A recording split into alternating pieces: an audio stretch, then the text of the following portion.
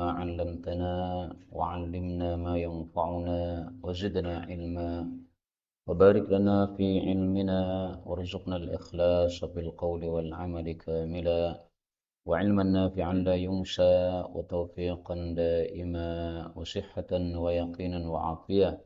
اللهم افتح لنا كل خير، اللهم يسر لنا كل خير، اللهم يسر لنا أمورنا كلها. آمين يا رب العالمين. Alhamdulillah kaum muslimin rahimani wa rahimakumullah. Kita lanjutkan tafsir Quran satu hari satu halaman dan kita sudah sampai pada halaman 333 surat Al-Hajj ayat 6 sampai 15 insyaallah taala. أعوذ بالله السميع العليم من الشيطان الرجيم من همزه ونفخه ونفثه. ذلك بأن الله هو الحق وأنه يحيي الموتى وأنه على كل شيء قدير وأن الساعة آتية لا ريب فيها وأن الله يبعث من في القبور ومن الناس من يجادل في الله بغير علم ولا هدى ولا كتاب منير ثاني عطفه ليضل عن سبيل الله له في الدنيا خزي ونذيقه يوم القيامة عذاب الحريق ذلك بما قدمت يداك وأن الله ليس بظلام للعبيد ومن الناس من يعبد الله على حرف فإن أصابه خير اطمأن به وإن أصابته فتنة انقلب على وجهه خسر الدنيا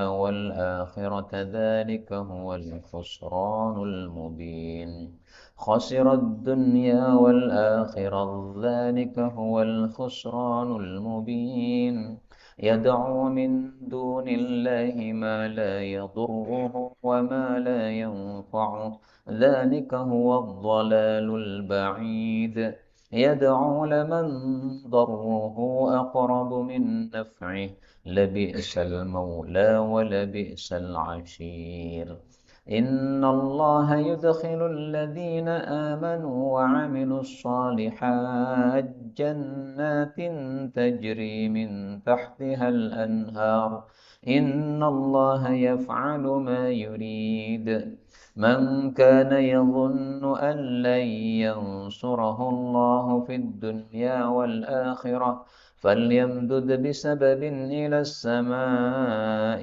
ثم ليقطع فلينظر هل يذهبن كيده ما يغيظ.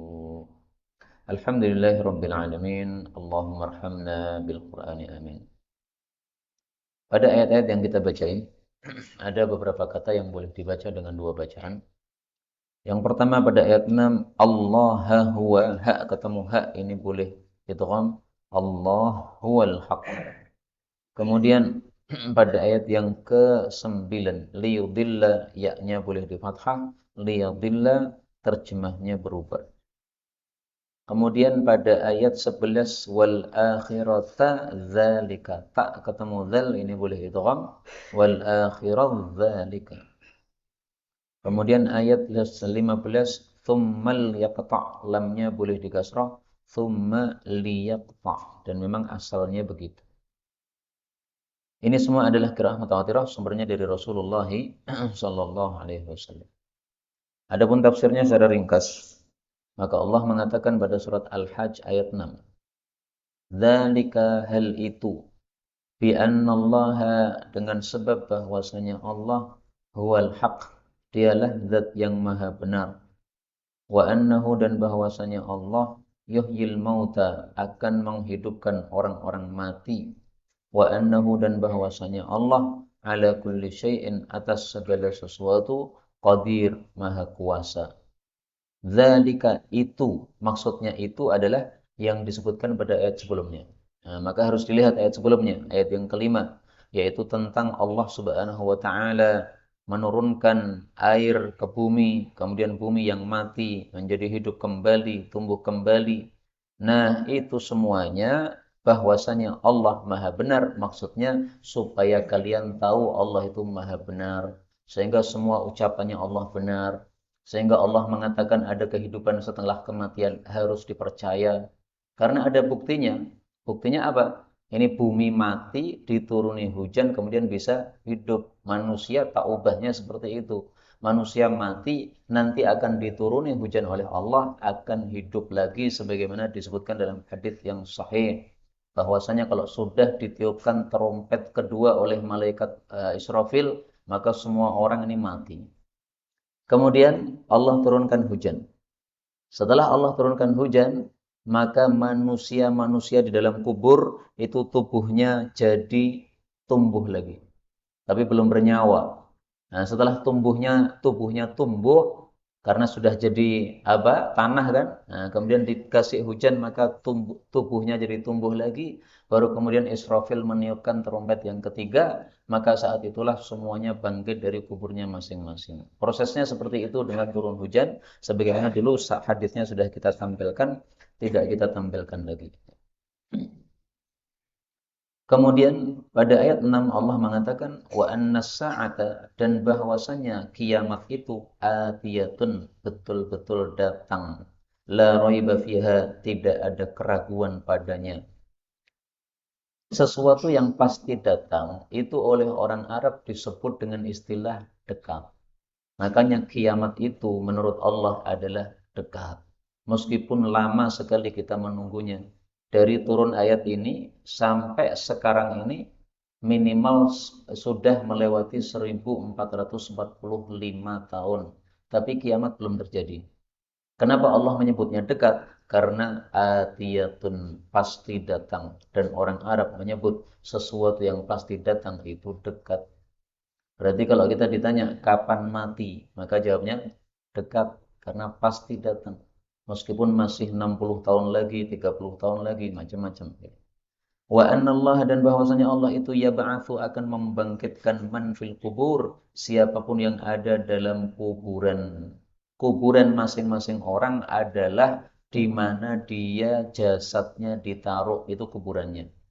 Kalau orang matinya di laut tenggelam, ya kuburannya di laut. Orang mati biasa kemudian dipendam di tanah seperti biasanya, ya berarti kuburannya di tanah itu. Nah, semua itu dimanapun, mau mati di laut, mau dikubur di tanah, mau mati di angkasa sehingga tubuhnya ngawang, nggak turun ke bumi, semuanya sama, nanti akan dibangkitkan oleh Allah Subhanahu wa Ta'ala. Bagaimana cara Allah membangkitkannya? Padahal tubuh manusia sudah rontok semuanya, sudah jadi tanah, sudah rusak. Maka disebutkan dalam hadis yang sahih bahwa ternyata ada satu bagian tubuh manusia disisakan oleh Allah. Dari sisa itu kemudian akan dirakit kembali menjadi manusia. Rasulullah bersabda, kullu bani Adam ya'kuluhu turab. Setiap manusia akan dimakan oleh tanah, illa ajbadzana bi, kecuali tulang ekor. Tulang ekornya ini utuh, nggak rusak. Dan ini harus dipercaya karena sabda Rasulullah sallallahu alaihi wasallam. Maka pasti dan pasti kuburan itu kalau kita bongkar, maka tulang ekornya pasti masih ada. Karena sabda Nabi mengatakan illa ajbadzana. Minhu khuliq, dari tulang ekor itu dulu dicipta, wa minhu yurakkab, dan dari tulang ekor dia akan dirakit lagi oleh Allah Subhanahu wa taala. Ayat 8. Wa minan nasi, dan dari sebagian manusia, man, ada orang yang yujadilu, mendebat fillah, tentang Allah, bi ghairi ilmin, tanpa ilmu, wala hudan, tanpa petunjuk, wala kitabim munir, tanpa kitab yang menerangi. Dengan kata lain, mendebat tentang Allah tanpa dalil. Allah itu nggak bisa didebat. Apapun tentang Allah nggak bisa didebat. Allah ada, nggak bisa didebat. Allah maha kuasa, nggak bisa didebat. Nah, ada orang yang mendebat tentang Allah Subhanahu wa taala. Siapa mereka? Ya orang-orang kafir. Dan ayat ini tentang orang yang mendebat kepada Allah, tentang Allah tanpa ilmu, ini ayat diulang oleh Allah sampai 3 kali menunjukkan pentingnya masalah ini. Pada surat Al-Hajj ayat 3 kemarin, halaman sebelumnya sudah ada yujadilu fillahi bighairi ilmin wa yattabi'u kulla syaitanin marid. Mendebat tentang Allah tanpa ilmu, dan hanya semata-mata mengikuti setan. Kemudian pada ayat ini diulang lagi bi ghairi ilmin wala hudan wala kitabim munir. Diulang lagi pada surat Luqman ayat 20, yujadilu fillahi bi ghairi ilmin wala hudan wala kitabim munir. Jadi untuk surat Luqman ayat 20 ayatnya sama persis dengan surat Al-Hajj ayat 8 ini. Nah, maka saya ingin menulis satu buku judulnya Al-Ayat Al-Mutakarrirah. Ayat-ayat yang diulang-ulang oleh Allah. Sampai ada ayat diulang 3 kali, ada yang diulang 2 kali. Ini semuanya menunjukkan pentingnya hal itu. Dulu pernah saya kasih contoh kan. Kullu nafsin dha'iqatul maut diulang 3 kali oleh Allah Subhanahu wa taala, menunjukkan pentingnya hal ini untuk kita mengingat kematian. Nah, maka ringkasnya orang-orang kafir itu kalau mendebat tentang Allah sama sekali tidak punya dasar dalil. Dan ayat seperti ini kita temukan juga dalam banyak ayat yang lain. Misalnya surat Al-Qasas ayat 49 Allah katakan, "Qul fa'tu bikitabim min indillahi huwa ahda." Kalau memang ucapan kalian benar, datangkan kitab yang lain selain yang saya bawa ini, yang lebih membawa petunjuk daripada yang saya bawa. Ditantang oleh Allah Subhanahu wa taala. Karena Rasulullah bawa Quran, mereka nggak percaya. Nah, sudah kalau begitu datangkan Quran tandingannya yang betul-betul datang dari Allah. Kalau memang nggak percaya bahwa Quran ini dari Allah Subhanahu wa taala. Kemudian pada ayat 9 Allah mengatakan bahwa orang yang berpaling tadi, orang yang kafir itu tadi, Thania, dia menolehkan itfihi tengkuknya, menyimpangkan tengkuknya, menolehkan tengkuknya. Maksudnya itu dia sombong. Liyudillah, supaya dia menyesatkan an sabilillah, dari jalan Allah, maksudnya dari agama Allah yaitu Islam ini. Lahu, bagi dia, fid dunya, di dunia, khizyun, ada kerendahan. Wa nudhikuhu, dan kami akan mencicipkan kepadanya yaumal qiyamah, besok di hari kiamat, adzabal hariq, siksaan yang membakar yaitu neraka. Jadi kata-kata ini thaniya itfih, memalingkan atau menolehkan tengkuknya, ini kalimat dalam bahasa Arab yang maknanya sombong. Orang sombong diungkapkan dengan dua istilah. Istilah pertama, dia memalingkan tengkuknya. Istilah yang kedua, wala tusa'ir khaddaka linnas. Jangan palingkan pipimu dari manusia. Enggak mau ketemu dengan manusia. Kalau ketemu manusia melengos, enggak mau lihat. Kenapa? Karena dianggap semuanya rendah, remeh. Itu sombong maksudnya. Nah, maka maksudnya di sini, ini orang kafir sombong. Sombong itu apa definisinya? Menolak kebenaran dan meremehkan manusia. Nah, maka ketika didakwahkan kepada mereka tentang Allah, mereka menolak, berarti sombong. Ini bisa dibaca liyadillah. Kalau dibaca yadillah, berarti artinya sehingga dia sesat. Maka sebab sombong menyebabkan sesat. Orang sombong jauh dari hidayah. Dan ini disebutkan oleh Allah dalam ayat yang lain. Sa'asrifu an ayatiyal ladzina yatakabbaruna fil ardi bighairil haqq. Surat Al-A'raf ayat 146. Akan saya palingkan dari ayat-ayatku orang-orang yang sombong di bumi tanpa kebenaran. Maka yang sombong tidak akan dapat hidayah. Sehingga kita harus hati-hati, jangan sampai sombong menyebabkan hidayah menjauh dari kita. Kemudian Allah mengancam bahwasanya di dunia dia akan mendapatkan khizyun, kerendahan. Ini semakna dengan sabda Nabi SAW. Beliau mengatakan, وَجُعِلَ الظُّلُّ وَالصَّغَارُ عَلَى مَنْ خَالَفَ أَمْرِي. Dijadikanlah kerendahan dan kehinaan bagi siapapun yang menyelisih perintahku, kata Nabi. Maka kalau mau ikut petunjuk Nabi, akan dimuliakan oleh Allah. Menyelisih petunjuk Nabi, akan dihinakan, direndahkan oleh Allah di dunia ini. Tidak hanya di dunia, di akhirat, nudhiquhu adzabal hariq, siksaan yang membakar. Apa yang membakar? Ya, neraka. Neraka itu apinya membakar, baunya menjadi racun. Pernahkah panjenengan melihat ada api yang menimbulkan racun? Saya belum pernah melihat di dunia, Pak. Ini jeleknya neraka itu, apinya bersifat membakar, kemudian baunya bersifat meracuni orang yang membaunya. Disebutkan dalam hadis riwayat Bukhari Muslim, qashabani rihuha. neraka itu sudah meracuni saya baunya, wa ahraqani dzakauha, dan telah menggosongkan saya api yang menjilat darinya.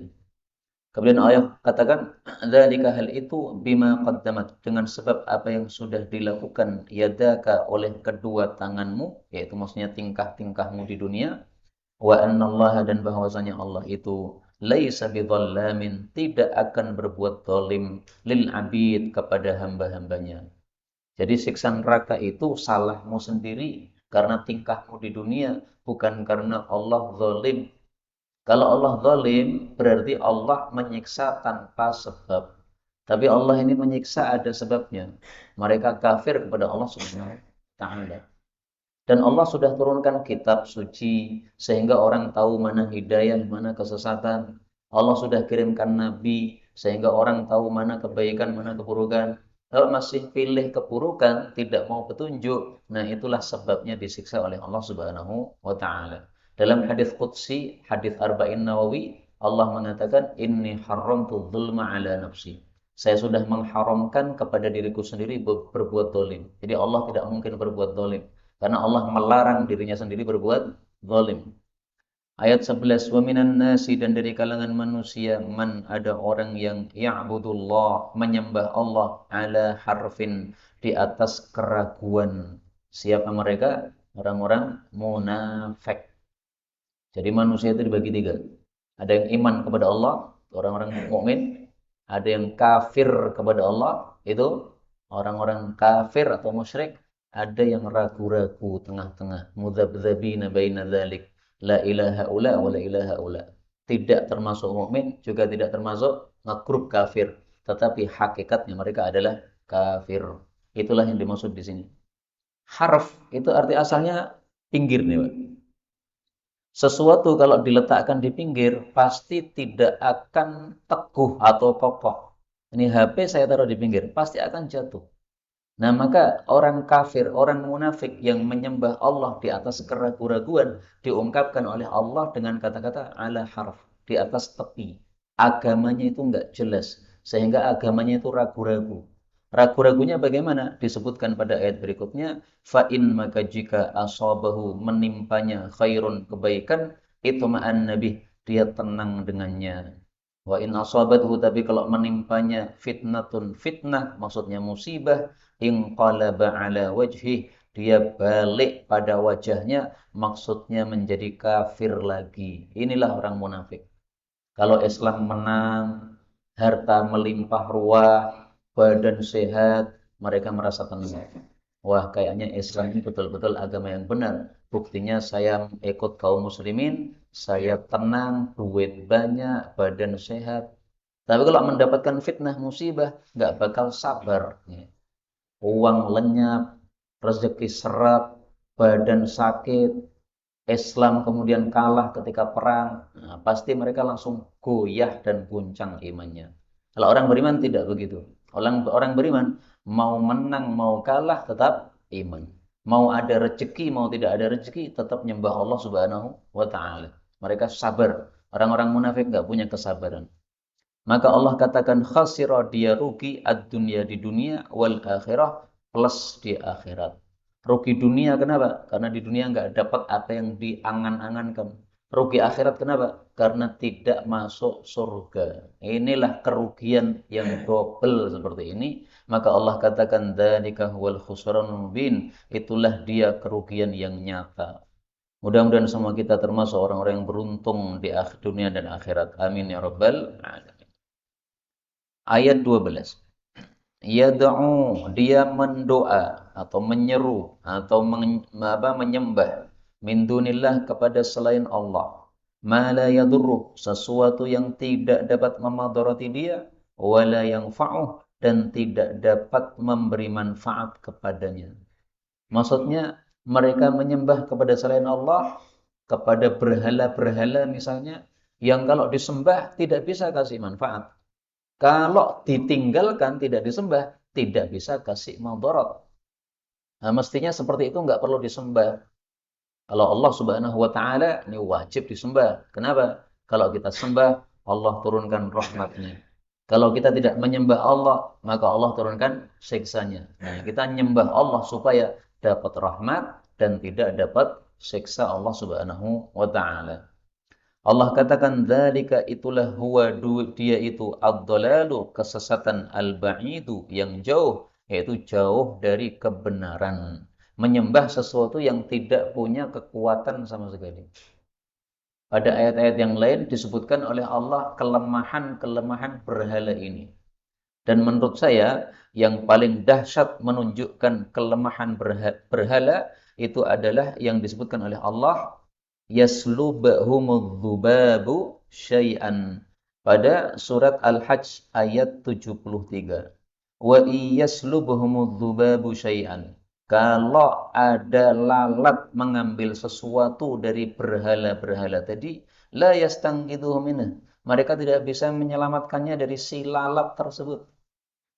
Tuhan tapi diganggu lalat, nggak bisa menjaga diri. Tuhan model apa kayak begitu? Lalat kecil sekali, makhluk lemah. Tapi ketika diganggu oleh lalat nggak bisa berbuat apa-apa. Maka Tuhan seperti ini tidak pantas untuk dijadikan sebagai Tuhan. Ayat 13 Allah mengatakan, yad'u dia menyeru kepada laman darruhu, kepada orang yang sungguh madaratnya itu aqrabu lebih dekat min naf'ih daripada manfaatnya. Artinya madaratnya lebih banyak daripada manfaatnya. Kalau ada manfaatnya, padahal nggak bisa memberi manfaat sama sekali. Arca dibuat dari kayu, dibuat dari batu. Manfaatnya apa? Manfaatnya untuk ganjel apa gitu bisa. Kayu untuk ganjel atau batu untuk uruk bisa. Cuma itu saja manfaatnya. Sedikit sekali. Tapi madaratnya lebih banyak. Disembah menyebabkan masuk neraka. Diagungkan menyebabkan masuk neraka. Disakralkan menyebabkan masuk neraka. Madaratnya lebih besar. Maka Allah katakan labi'sal maula, sungguh sejelek-jelek penolong Tuhan seperti itu, wa labi'sal ashir, dan sungguh sejelek-jelek teman seperti itu. Jadi kalau dijadikan teman, maka teman yang jelek nggak bisa membantu apa-apa, tidak bisa menolong apa-apa, tidak bisa berbuat manfaat apa-apa, maka kalau dijadikan teman sebagai teman yang paling jelek. Kata-kata ashir dalam bahasa Arab artinya kadang-kadang teman, kadang-kadang suami, kadang-kadang kabilah. Nah, ini tergantung kondisi kalimatnya.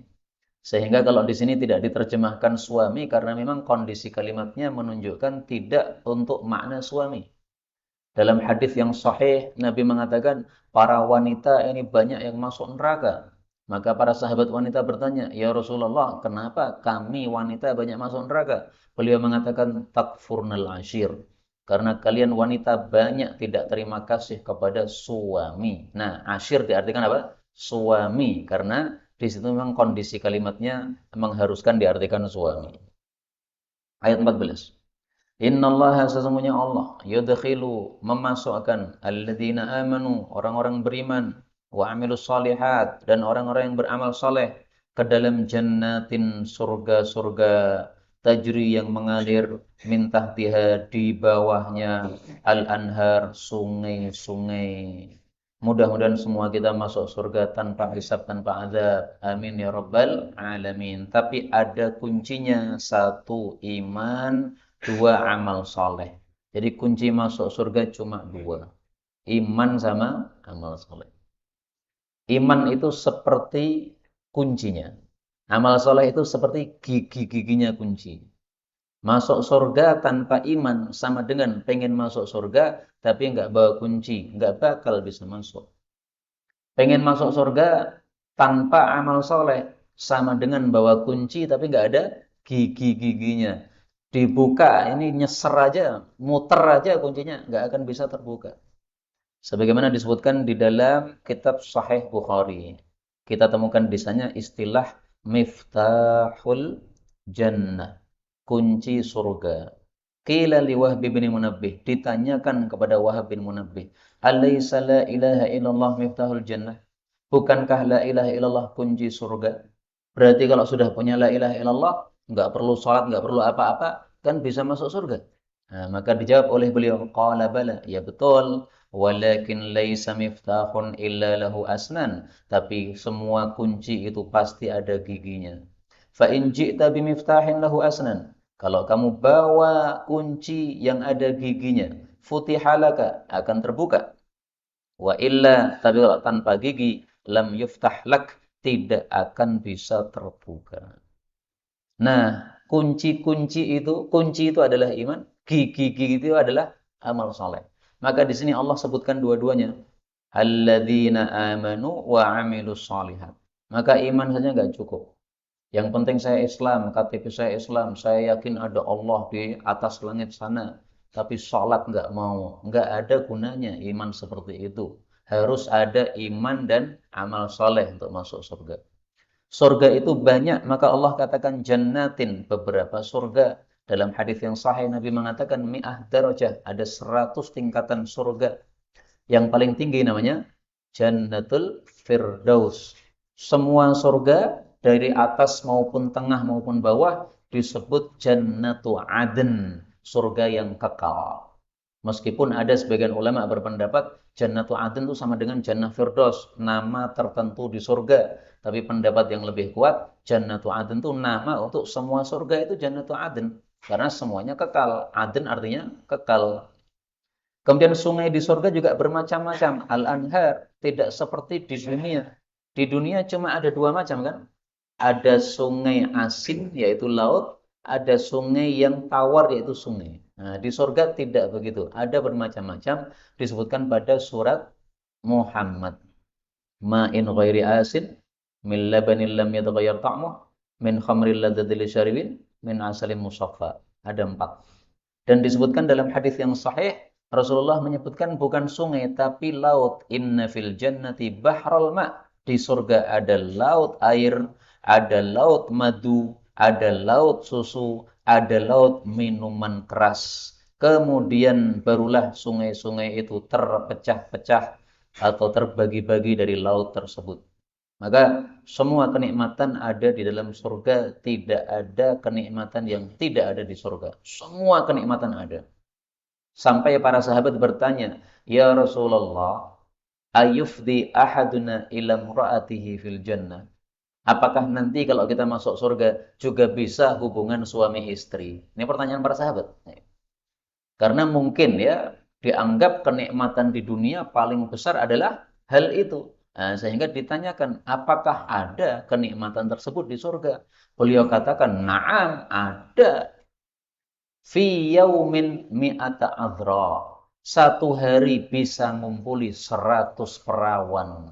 Coba kalau di dunia satu hari 100 perawan, Pak. Orang mungkin iso. 4 saja nggak, kadang-kadang nggak bisa ya. Nah ini 100 perawan dalam satu hari. Tapi itu semuanya dalam surga. Maka mudah-mudahan semua kita masuk surga tanpa hisab, tanpa azab. Ada yang pengen segera masuk surga? Kalau segera mati dulu ya. Innallaha, sesungguhnya Allah, yaf'alu, melakukan ma yurid, apapun yang dia kehendaki. Maksudnya semua yang dikehendaki oleh Allah pasti terlaksana.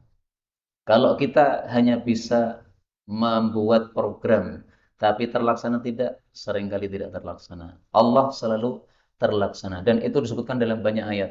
Surat Hud ayat 107, Inna rabbaka fa'alul lima yurid. Allah selalu bisa melakukan yang dia inginkan. Surat Yusuf ayat 100, Inna rabbi latiful lima yasha. Terakhir ayat 15. Mangkana, barang siapa yang adalah, yadhunnu, mengira. Mengira apa? Allai yansurahullah, bahwasanya Allah tidak akan menolong dia, yaitu menolong Nabi Muhammad sallallahu alaihi wasallam. Fid dunya wal akhirah, di dunia maupun di akhirat. Di akhirat maksudnya masuk surga, di dunia maksudnya memenangkan peperangan.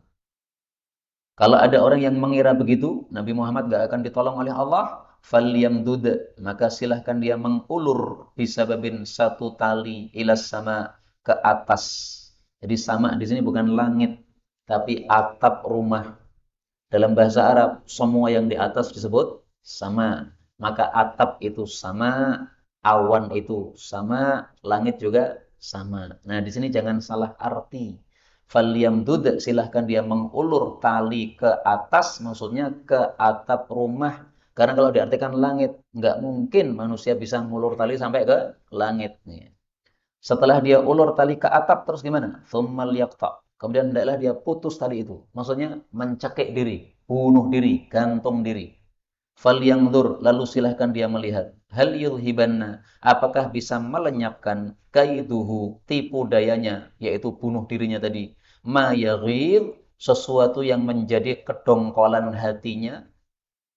Jadi maksudnya gini, kalau ada orang mengira bahwasanya Nabi Muhammad itu tidak mungkin ditolong oleh Allah, sehingga gara-gara kita masuk Islam, maka kita jadi kalah dalam perang. Muhammad gak mungkin ditolong oleh Allah. Kita sudah kalah ini. Sudah gak punya kekuatan lagi. Nah, maka kata Allah Subhanahu wa Ta'ala, silahkan buktikan dengan cara gantung diri. Setelah gantung, apakah dongkolmu akan selesai? Apakah masalahmu akan selesai? Tetap masalah itu tidak akan selesai, kedongkalan dalam hatinya tadi, yaitu apa namanya, keyakinannya bahwa Nabi Muhammad tidak akan ditolong oleh Allah itu akan dibawa sampai mati. Berbeda dengan orang-orang beriman. Orang-orang beriman ketika berperang bersama Nabi Muhammad SAW, mereka dapat kekalahan, mereka sabar. Sama sekali tidak ada kedongkalan dalam hati. Bahkan mereka rela. Kenapa rela? Justru dengan ada musibah ini kita dapat pahala dari Allah Subhanahu wa Ta'ala.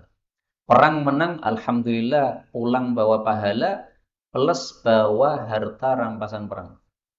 Tapi kalau perang kalah, mereka juga alhamdulillah. Kenapa? Karena pulang bawa pahala lebih banyak dari pahala kalau pas menang. Jadi perang itu ada dua. Kalau menang, pahalanya kecil. Kalau kalah, pahalanya besar. Mari kita lihat dalilnya. Dalilnya sahih. Ta'ajjalu. Rasulullah SAW bersabda, hadis diriwayatkan oleh Imam Muslim, ma min ghaziyatin, tidak ada kelompok yang berperang, taghzu fi sabilillah, yang berperang di jalan Allah, fayusibunal ghanimah, lalu dapat ghanimah, illa ta'ajjalu thulutsai ajrihim minal akhirah. Kecuali berarti sudah menyegerakan 2/3 pahala di akhirat. Wa yabqa lahumus thuluts, tersisa 1/3 pahala. Jadi kalau menang pahalanya cuma 1/3 yang tersisa di akhirat. Yang 2/3-nya sudah diambil dalam bentuk ghanimah itu. Wa illam yusibu ghanimah, tapi kalau tidak dapat ghanimah, berarti kalah. Tammalahum ajruhum, maka justru pahalanya sempurna. Nah, pilih pahala yang banyak apa sedikit? Pilih pahala yang banyak, tur menang, tur ghanimah. Kabeh wong bisa begitu ya. Tapi takdirnya Allah nggak begitu. Makanya orang beriman itu ketika kalah nggak pernah dongkol. Kalau orang munafik kalah dongkol. Nah, Allah tantang, kalau kamu kalah dongkol, tidak merasa tidak mungkin menang, silahkan kamu bunuh diri. Dongkolmu hilang nggak? Nggak akan hilang. Sampai mati kedongkolannya akan dibawa terus. Nah, kalau orang beriman tidak pernah dongkol ketika kalah, ketika mendapat musibah, musibah dianggap sebagai hadiah dari Allah Subhanahu wa Ta'ala. Karena orang dapat musibah, kalau sabar, mendapat pahala yang besar dari Allah, pahalanya tidak terhingga. Dalilnya apa? Dalam Al-Quran. Innama yuwaffas sabiruna ajrahum bighairi hisab. Tiada lain disempurnakan pahala orang-orang sabar tanpa hitungan. Kata Ali bin Abi Thalib, setiap orang berbuat baik, pahalanya sudah ditimbang oleh Allah. Kamu sholat, nah, saya timbang pahalamu sekian. Kamu puasa, nah, kamu zakat, nah, kamu sedekah, nah, maka pahalamu saya timbang sekian. Illa sabir, kata Ali, kecuali orang yang sabar, maka pahalanya enggak ditimbang oleh Allah, tapi dicawukkan oleh Allah, nyotak kayak sakarmu. Banyak sekali. Ini pahala orang sabar. Jadi sabar itu termasuk amalan, Pak. Meskipun sabar itu tampaknya tidak beramal apa-apa kan, karena sabar itu amalan hati. Tapi sabar yang amalan hati, yang badan tidak melakukan apa-apa, itu ternyata pahalanya besar. Lebih besar daripada pahala berjihad fisabilillah. Lebih besar daripada pahala sholat. Sholat kita bisa lelah kaki kita karena berdiri. Tapi sabar yang lelah hati kita. Nah, maka hatinya yang lelah, maka dibesarkan pahalanya oleh Allah Subhanahu wa Ta'ala. Ini tafsiran yang terkenal untuk ayat ini. Ada tafsiran yang kedua. Perhatikan. Man kana yadhunnu, barang siapa yang mengira bahwasanya Allah tidak akan yang surahu, tidak akan memberi rizki kepada dia. Jadi enggak bicara tentang Nabi Muhammad, tapi bicara tentang dirinya sendiri. Siapa yang miskin, melarat, setiap cari duit selalu enggak berhasil, akhirnya dia mengira bahwasanya tidak akan dikasih rezeki oleh Allah, maka silahkan kamu mati bunuh diri. Apakah bunuh dirimu itu menghilangkan dongkolmu itu karena tidak segera dapat rezeki dari Allah? Nah, maka ini maksudnya adalah tidak seperti itu cara berpikirnya. Ketika seseorang itu mendapatkan musibah, rizki seret, maka hendaklah dihadapi dengan sabar, karena sebenarnya segala masalah itu akan menjadi longgar atau menjadi kecil ketika hati kita lebarkan. Kalau hati kita persempit ya, apapun masalah jadi susah rasanya. Tapi apapun masalah sebesar apapun, kalau hati kita longgarkan, kita besarkan, maka akan menjadi lapang. Dan itulah intinya sa'adah atau bahagia. Bahagia itu gimana? Kalau ada sesuatu apapun, hatinya dilonggarkan. Kalau hatinya disempitkan, maka masalah kecil pun kita juga sudah susah. Kalau susah terus nggak akan bahagia. Nah itu resep bahagia sebenarnya ringkas. Longgarkan hati, bahagia. Kamu sempitkan hati, maka pasti akan susah terus. Ucapan orang masuk telinga, hati sempit, susah rasa turu. Tetapi apapun kita hadapi dengan hati yang longgar, maka akan dimudahkan urusan kita oleh Allah Subhanahu wa taala. Inilah yang dapat disampaikan betul dari Allah. Kalaupun ada salahnya, fa astaghfirullahaladzim.